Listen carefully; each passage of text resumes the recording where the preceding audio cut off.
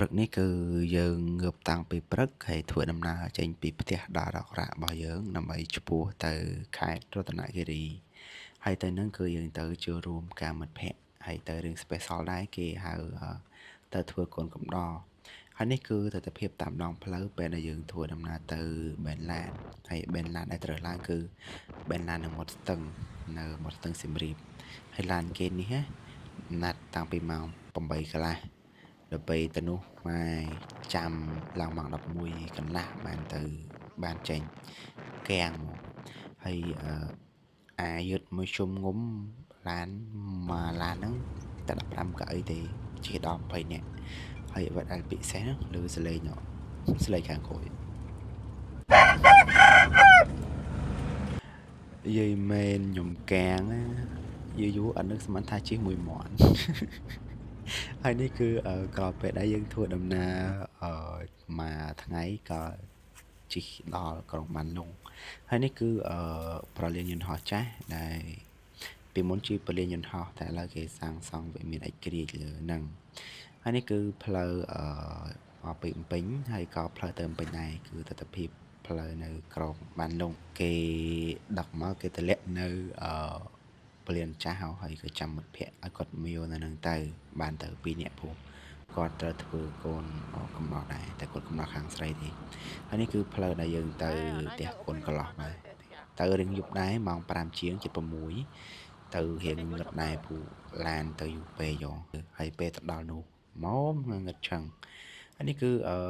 ទស្សនវិជ្ជានៅរោងការអាចថារោងការហ្នឹងគឺរៀងជនបទដែរនៅក្នុងក្រុងទេប៉ុន្តែនៅជាយក្រុងអញ្ចឹងណាអញ្ចឹងបែបនេះជាយក្រុងតែហើយនេះគឺកូនកន្លោះមេធីមបាទមេធីមស្មោះហើយនេះគឺតែទិភាពទូទៅនៅក្នុងរោងពូឥឡូវគេអត់រៀបចំទេស្អែកបានគេរៀបចំទៅហើយនេះគឺកន្លែងគេរៀបចំកម្មវិធីមានរៀបចំក្រុងប៉ាលីមានធ្វើអីច្រើនយើងទៅមួយថ្ងៃពេញហើយយើងតក៏ទៅអត់ទាន់ដែរព្រោះយើងមកពេលល្ងាចហើយនេះមកគុណក្លោបណាកំពុងតែងខ្លួនហើយនោះមិត្តភ័ក្តិអង្គុយផ្អាប់គ្នាមួយថ្ងៃនេះគឺពេលដែលតែងខ្លួនហើយគឺមានអារម្មណ៍ថាអាវធំជាងមនុស្សបាទហើយនេះអំឡុងពេលដែលកូនកន្លោះកូនកំមុំគេតែងខ្លួនហើយខាងប៉ាម៉ាក់គេក៏មានកម្មវិធីដែរពេលកម្មវិធីប្រកួតចាប់ហើយក៏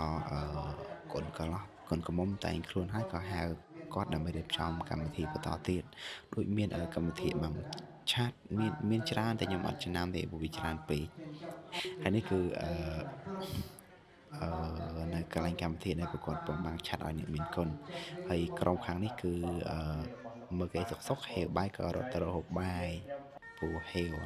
ហើយពេលរត់ទៅរកហូបបាយហើយក៏មកវិញមកមើលគេធ្វើកម្មវិធីតទៀតហើយនេះគឺដល់វេនកូនកន្លោះកូនកំមុំកេងកាយផ្លូវម៉ាក់ប៉ាម៉ាក់ពេលភាគច្រើនកន្លែងហ្នឹងគេយកគេបើក៏ទៅអត់ជាប់ប៉ុន្តែប្រកួតអត់អីទេហើយនេះគឺគេឲ្យកន្លោះកូនកំមុំថាប់ម៉ាក់ទេប៉ុន្តែកូនកន្លោះអត់ថាប់ម៉ាក់ថាប់កូនកន្លោះវិញហើយនេះក្រោយពេលដែលយើងមើលគេហើយក៏គេហៅយើងទៅរៀបចំផ្លែឈើហើយនេះកំពូលមនុស្សបាទគេឲ្យរៀបឲ្យអង្គុយញ៉ាំអង្គុយបកឲ្យញ៉ាំតែឯងកាពិតគេមិនហៅទេប៉ុន្តែដោយសារយើងចង់ជួយអញ្ចឹងក៏ជួយរៀបទៅហើយនេះពេលរៀបអស់ហើយក៏ហៅមិត្តភ័ក្តិឲ្យជួយថតទៅសម្ដែងហ្នឹងណា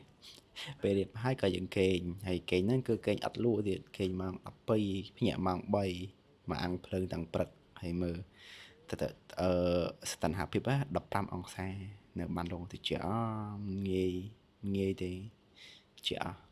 ហើយ15អង្សាមួយជុំងុំហើយងត់ទឹកតាំងពីម៉ោង4ម៉ោង5ញ័រដូចកូនមន់អញ្ចឹងនិយាយមែនតិចការពិតត្រូវគេងយូរតែកូនកំដរគេដាស់ឲ្យងើបម៉ោង3ព្រោះកន្លែងគេផាត់មុខអញ្ចឹងធ្វើបាបទៀងពួកយើងទៀតហើយនេះពេលដែលងត់ទឹកអីហើយក៏រៀបចំកូនកំណររៀបចំស្លៀកពាក់ឲ្យត្រឹមត្រូវទៅមាននីតិទី1នីតិទី2នីតិទី2ហើយខ្ញុំនឹងក្រោយគេ ពេលគេតែងខ្លួនហើយមានអារម្មណ៍ថានេះខោអាវធំជាងមនុស្ស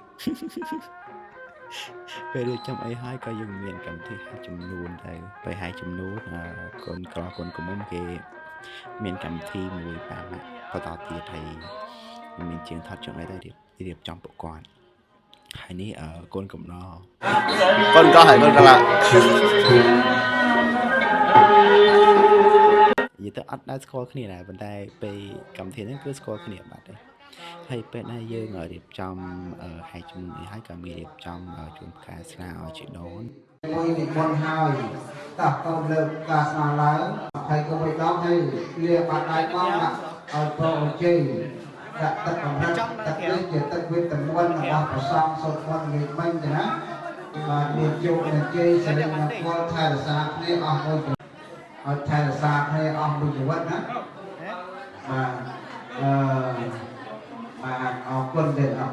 យទៅអង្គចាស់ណាហើយពេលដែលយើងចប់កម្មវិធីមួយថ្ងៃពេញហើយក៏យើងដល់វេនចាំមុខរោងហើយនេះគឺវត្ថុអនុស្សាវរីយ៍ដំបូងគឺថា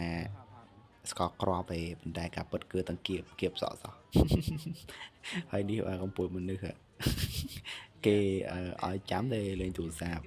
ហើយឆ្លីទៀតណាឆ្លីមួយញ៉ែគេទៀតនេះស្ដីថ្ងៃឥឡូវអត់ទេបងគាត់មានកម្មវិធីផ្សេងចាយើងចប់កម្មវិធីចាំទទួលភ្ញៀវហើយក៏ដល់កម្មវិធីបោះផ្កាសម្រាប់កូនកំមុំលើឆាកហើយពេលនេះគឺគេដឹកដៃកូនកំមុំទៅឲ្យកូនកន្លោះចាំទទួលលើឆាកចា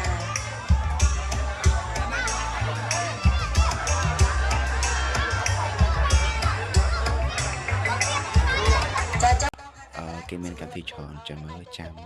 ស្ដាប់ MC គាត់ប្រាប់ថាគាត់ឲ្យធ្វើអីខ្លះទៅអីខ្លះចឹងចាំមកឈរកន្លែងនេះបងដែរចាធ្វើដំណើរចំនួន3ជុំចាសូមអញ្ជើញអ្នកម៉ាក់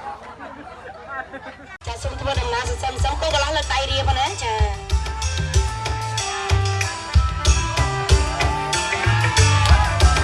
សម្រាប់យើងមានបារាហើយយើងដាក់បារាផងចាឈប់ចា1 2 3ធ្វើដំណើរជាបន្តចាកាលណាមានបារាយើងដាក់បារាផងណាចាអញ្ចឹងគោកន្លះកូនកំមុំស្ដាប់គេដែលគេដាក់បារាគេឲ្យថោកគេឲ្យជក់ចាឥឡូវបារាមួយហើយចាស្ដាប់លក្ខខណ្ឌគេឲ្យអីគេឲ្យធ្វើអីចាថាអាយយអែបោះគេចា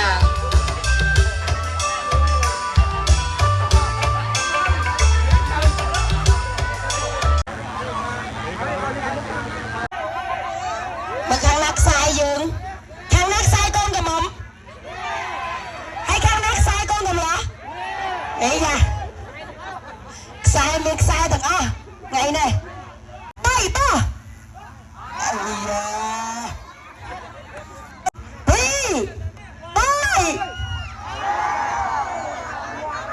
បានកូនក្មេងហ្នឹងអោមិនទេគ្មានលុយគ្មានកាយនៅក្នុងហ្នឹងចាញ់បោកអីយកមកនេះកូន2 3បោះអូយឥឡូវលឺអត់ហ្នឹងឥឡូវ2 3បោះបានទៅប្រកាសសោះហើយចាសូមគោរពអញ្ជើញចាប់បានបាត់ផ្កា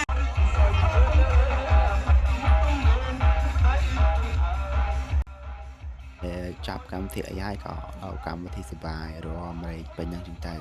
ហើយអ្នកខាងហ្នឹងឈោមមើលគេព្រោះអត់ចេះរមទេគេបបួលដែរប៉ុន្តែអត់ចេះរមអញ្ចឹងអង្គុយមើលទៅហើយក្រោយពេលដែលចាប់កម្មវិធីហើយព្រឹកឡើងក៏យើងធ្វើដំណើរត្រឡប់ទៅសម្រាប់វិញព្រោះយើងមកពីសម្រាប់ទេអញ្ចឹងពេលចាប់កម្មវិធីគឺទៅស្រុកធម្មតា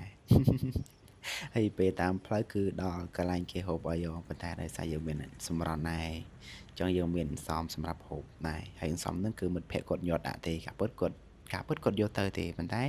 គាត់ភ្លេចក្នុងកតាបអត់យកទៅវិញហើយក៏សល់ទុកឲ្យខ្ញុំអានេះផ្លូវដែលយើងទៅវិញទៅមកពីច្រើនគឺជាកាត់ផ្លូវនេះឯងផ្លូវពលានថ្មីណាហើយវីដេអូខ្ញុំមានតែប៉ុណ្ណឹងអរគុណច្រើនអ្នកទាំងអស់គ្នាសម្រាប់ការទស្សនាបាយបាយ